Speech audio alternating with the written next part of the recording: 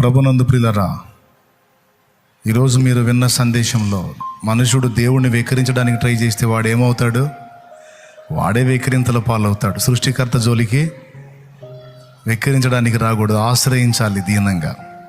రెండవది మన బుద్ధి, మన క్రియలు. ఎందుకంటే కొంతమందిని నేను చూసి బాధపడ్డాను, వీళ్ళు ఎందుకు ఇంత శాపాన్ని అనుభవిస్తున్నారని బాధపడ్డాను. ప్రభువా, వీళ్ళు మంచోళ్లే కదా, వీళ్ళు ఎందుకు ఇంత శాపాన్ని అనుభవిస్తున్నారంటే తర్వాత దేవుడు నాకు చూపించాడు వాళ్ళలో ఉన్నటువంటి వైఫల్యాలు ఏంటో, తేడాలు ఏంటో. వీళ్ళు మంచోళ్లే అన్నావు కదా, వీళ్ళు బాగానే ఉన్నారన్నావు కదా, చూడు వాళ్ళ మనస్తత్వం చూడని వాళ్ళ మనస్తత్వం చూపిస్తే మైండ్ పోయింది నాకు. అంటే దేవుడు అన్యాయస్తుడు కాడు అనిపించింది. ఈ పరిస్థితి వీళ్ళకి ఎందుకు దాపురించింది, ఈ శాపం ఎందుకు మోస్తున్నారంటే బుద్ధి అట్లా ఉందన్నమాట.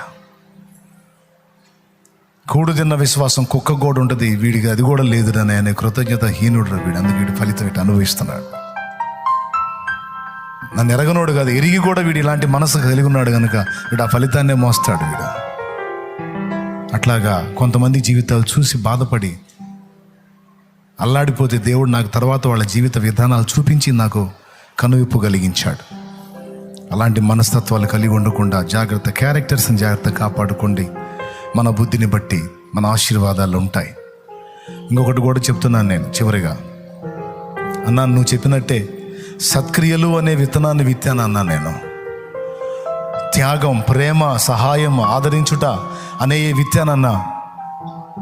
మరి నాకేందన్నా ఇంకా పంట చేతికి రాలేదంటే, విత్తావు కదా, మానక విత్తుతూ తగిన కాలమందు పంట కోస్తావు. తప్పకుండా పంట కోస్తావు. దేవుడు నీవు విత్తిన వాటికి తగిన ప్రతిఫలం తప్పకుండా నీకు మొలిపిస్తాడు. ఇంతవరకు రాలేదా, ఇక ముందుకు వస్తాయి. ఖచ్చితంగా నువ్వు అనుభవిస్తావు, నీ సంతతి కూడా అనుభవిస్తారు ఆ ఆశీర్వాద ఫలాలు.